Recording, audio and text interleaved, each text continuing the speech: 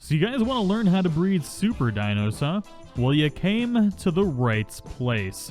We're currently working on breeding some super rexes. This is a video I have been promising for a while, and it takes quite a long time to do.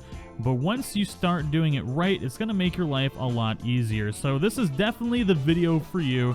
If you don't want to waste your time and make some poopy dinos, this is going to tell you exactly how to breed super dinos and breed them the right way so that you're not spending years and years trying to breed some rexes that end up being useless. So we got a lot of stuff to cover. I hope you guys all enjoy it. If you do find yourselves enjoying the video and find it useful don't forget to show your support and smash that like button. So anyways, let's go ahead and get started. Now, the first thing you need to do, obviously, is get a male and female T-Rex. But there is one very important part to this whole thing that you guys need to understand, and that is this. So, when you go into this Rex's inventory, these are both a level 270 female Rex. We have not pumped any stats into them. Oh, male and a female Rex. We have not put any stats into them. They're not imprinted. These are technically wild-caught Rexes tamed out at 270. So, now, the thing is, we have different stats in here. So we've got 11,880 health here, 1,848 stamina, and 390.4% melee damage. Now, this one has the highest melee damage and the highest health, but has a lower stamina. So what we've done over here is we've got only 10,000 health over here, but we've got higher stamina and lower melee damage. So what you need to do before you start breeding for the mutated stats is you need to get babies that have exactly the same stats. So these are our wild-caught dinos here. And then we created this male and female, which we've labeled as male 00 and female 00, meaning they have 0 mutations on the patrilineal side and 0 mutations on the matrilineal side for both dinos. And both dinos have the same stats. So we've got 1,100 and 222 and 390 melee damage. So we've acquired the highest stats from both of the parents and put them onto their babies here. Now, these are our baseline dinos that we're going to be using for this entire series. Technically, we don't have to keep these two anymore. We can get rid of them or use them for fodder or whatever you want to do with them. These were just to get us to our baseline to actually start getting our mutations. Now, I'll tell you why we want to do that right now. The reason we want Rexes with the same stats is because the way mutations work is when you get a mutation, we'll go over to our first attack mutation over here. As you can see, we've increased from 390 melee damage to 402.2% melee damage. And you can see that we've got one matrilineal mutation, which is why we've got it as female attack 1 out of 0.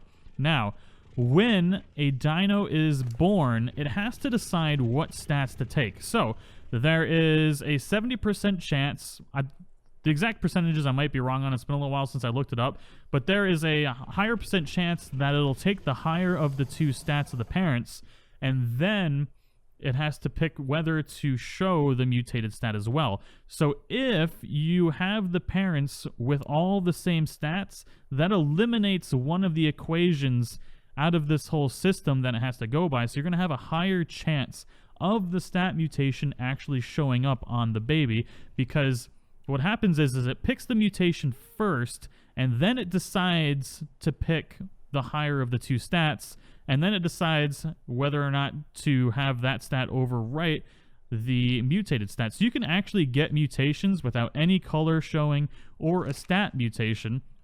So you've got three things that happen.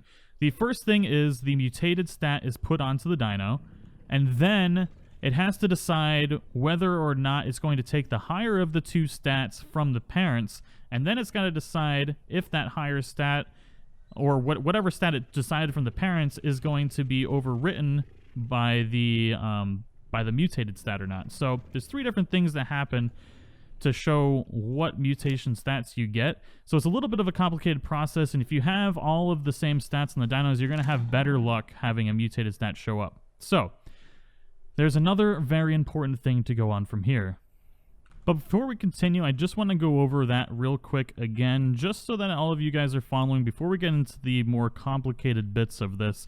So we've got our 2 wild-caught dinos here, which we then bred to have the same stats for the son and daughter, which is our male 00 and our female 00. So these are both the son and daughter of those with the exact same stats, with the highest stats of both of those put together. We then breed the son and daughter together. Yeah, we're committing incest. I know it's pretty terrible, but it's okay in the game world. Don't do it in real life, okay?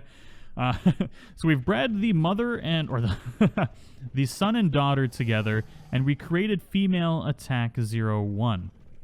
And that is the key which we're going to keep using from now on. So these are our baseline dinos. Anytime we get a female with a mutation, we're going to breed it back to the male, and here's why I'm going to tell you that now. These mutations compound. So each time you get a new mutation, like this is our 2 melee attack mutations. We got 414 melee damage now, and we've got 2 matrilineal mutations. Now that means, every time you breed a dino with another dino that's mutated, they stack infinitely. So if we bred, say, this 3 attack with this one, it wouldn't be, well, we couldn't because it's a female, but say we had a female here and we had another male with 3 attack, the baby would end up having 3 out of 3 mutations. So we would end up in our ancestry tree here with the baby would end up having 3 matrilineal mutations right here, and then it would also have 3 patrilineal mutations. And that's not good, because once you fill up these, you can't get mutations anymore. So once you fill up 20 out of 20 and 20 out of 20, you can no longer get new mutations. Now, there is a lot of people who believe you can, and a lot of that comes down to the passive mutations. So you'll see a whole bunch of these don't have any color mutations on them. They do technically get a color and a stat mutation every single time they get a mutation. That's why you get 2 levels every time you get a mutation. See, we started off here with 279 because all of these were bred off of this 279 here. So when we got a mutation, this one became 281 with the mutation showing, and this one also has a color mutation showing, but that doesn't matter. The levels only show up when you get the stats. So then we get 2 levels there, and then we bred this one back with the father here, and then we get this one over here with another 2 levels. So now it's level 283. So we've got 4 levels with 2 mutations. And we bred that one back with the father again, creating this one over here with 3 attack mutations at level 285. So every time you get a mutation, technically you get a color mutation and a stat mutation, but they don't always show up. Now, the stats that don't show up are called passive traits. Now, those, even after you get 2020, you could have like 1,000 on each side, 1,000 mutations, and those color mutations that you didn't see before or stat mutations that didn't show up before can later show up in the dinos, and that's why I feel that people think that you can get mutations after 2020 because they don't take the passive mutations into account. So, but according to the devs, you cannot get mutations past 2020. So what we need to do, the way around this is, what I do for breeding is I always try and get females and breed them back to a male with 0 out of 0 mutations. Now, if I get a male that and I haven't been able to get any females, and I finally get a male that has all the mutations I want, then I'll breed it to my female. The process just takes longer because you can only breed the female once, versus you can breed this male anytime you get a female that's ready to breed. So it's just a lot faster if you have one male and you just breed your females back to it. So the thing is, as long as you have one side that's not fully mutated, like over here, the patrilineal side, the male side, we can always mutate this side. So we can get 1,000 out of 20 mutations on this side, and we can continuously mutate those over and over and over, so long as we still have an empty patrilineal side. Or not necessarily an empty. We could have like I wouldn't recommend getting like 19 or 20 out of 20, because it's just not going to work. So mostly you're going to want to breed back to a 0 out of 0. It's just going to make your life a lot easier. And as long as this isn't full, you can continue to mutate the matrilineal side, or vice versa. If you want to breed with just females, then as long as the matrilineal side is empty, then you can always, or not full. I'm not going to say empty. It doesn't have to be empty. It just has to be not full. Then you can continuously mutate the patrilineal side. So we have actually gone up to 4 attack mutations over here on this guy, and now he's at level 287. So we're actually going to go ahead and change that name. Options, change name, and this one is a female, right? No, this one is a male, actually. So this is where we need to do that thing, because it actually took me a long time to get this guy. So this is our male 4 attack, and I believe it should be, I think it was 3-1. Right? Yep, 3 matrilineal mutations and 1 patrilineal mutations. Now what's cool is when you breed this one back with the female, which we're going to do once he's fully grown, that patrilineal mutation will go back down to 0 on the baby, which is really cool. And we'll go ahead and show that off here in a second when we get this guy fully grown. Now, there's a couple other things that you need to take into account. Everybody freaks out when I do my breeding and I don't imprint on stuff and I don't level them up.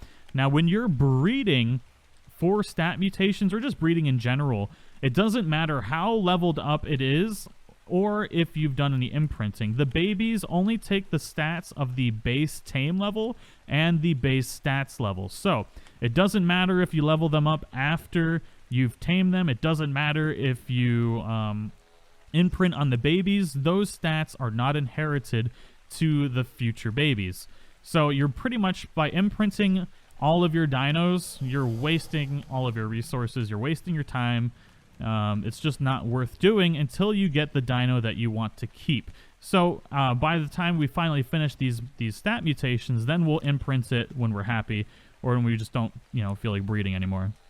All right, so we've got some eggs, and I just wanted to go over real quick that we're breeding that mutated male with the 4 attack stats back to basically his great-grandmother with the 0 out of 0 stats. So we're going to go ahead, I believe great-grandmother, right?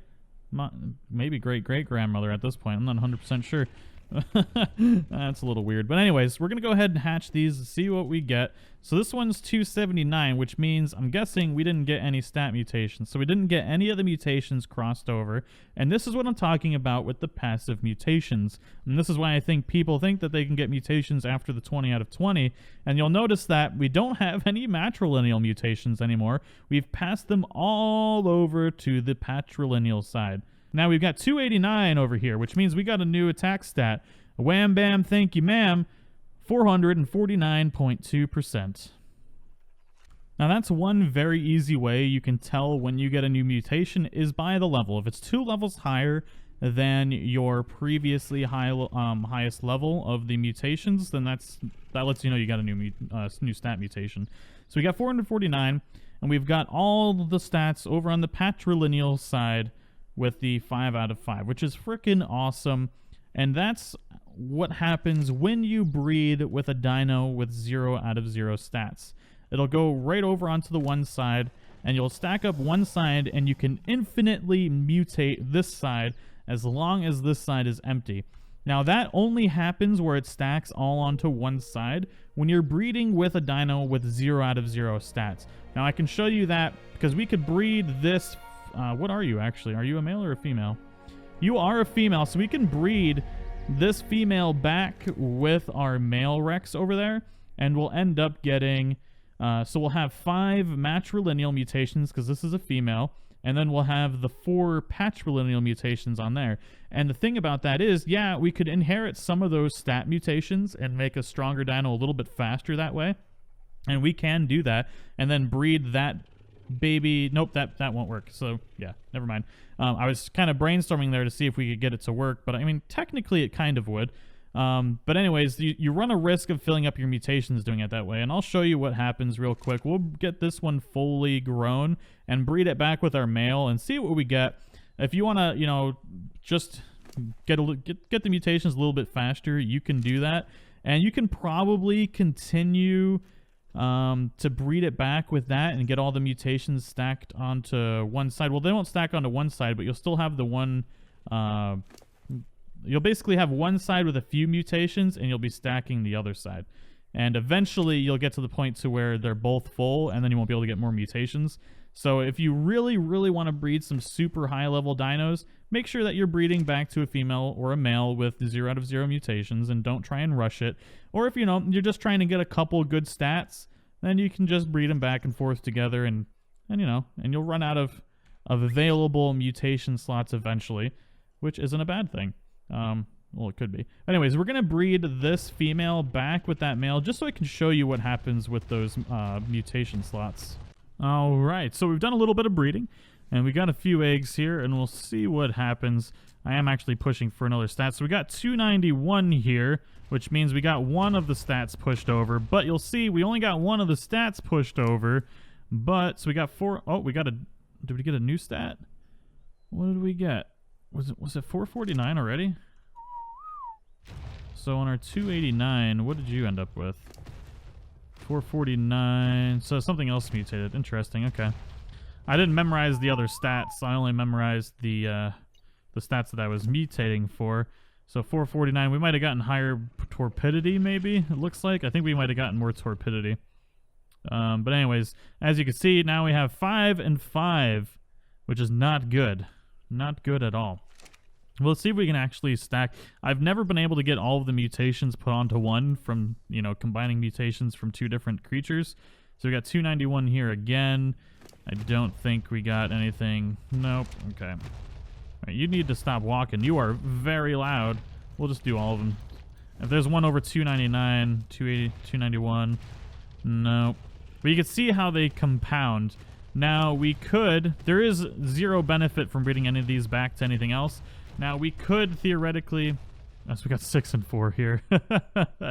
Oh, man. Yeah, it's a disaster. You just don't want to do that. I don't even want to recommend doing it. I don't want to talk about how you could do it, because it's not how I want to recommend doing it. I don't want to waste your guys' time. It's not what I recommend doing. If you want to do it right, just do it right, and it's going to be a lot easier. You won't have a nightmare on your hands. You don't want to compound all the stats until you're ready to. Say you want to combine your... attack mutations with your health mutations when you're done with them both at the end. But anyways, everybody, that is all I've got. I hope you all enjoyed it. I really do hope that it helps you guys with your mutations. Feel free to ask any questions you need to in the comments below. I want to try and help you all out as much as possible. This really does set you up for the best possible way to get super dinos. Now, when you get your wild dinos, you can't... Your first thought might be to just that you can get super high stats on anything. The thing is, there's a certain amount of stat allocations for your wild dinos. So you really want to try and get like a super high stat in one thing and a super high stat in the other to get them both already onto something else. Like I probably could have gotten something with higher health. And you really want to try and do that before you start doing this. You want to get the best stats, the best wild stats possible before really doing this. And 390 is pretty good for a wild melee damage stat. I probably could have gotten higher health, but really I was going for the melee damage on these guys. So you just got to keep that in mind just as an additional thing. The wild stats do vary because it's basically just a random allocation of everything. You can get drastically higher stats in different things. So just keep that in mind. But yeah, good luck with all of your super dino breeding. I really do hope you guys make some awesome things, and don't forget to ask your comments down below. And if you're new to the channel, don't forget to subscribe. If you like breeding, I got a lot of that content going on, especially color mutations. We're working on a color mutation zoo. It's really cool. Check out those videos. I'll probably leave a couple links in the description below, as well as a few cards. And if you enjoyed the video or found it useful, don't forget to show your support and smash that like button for me. And as always, I'll see you guys all in the next episode. Bye-bye.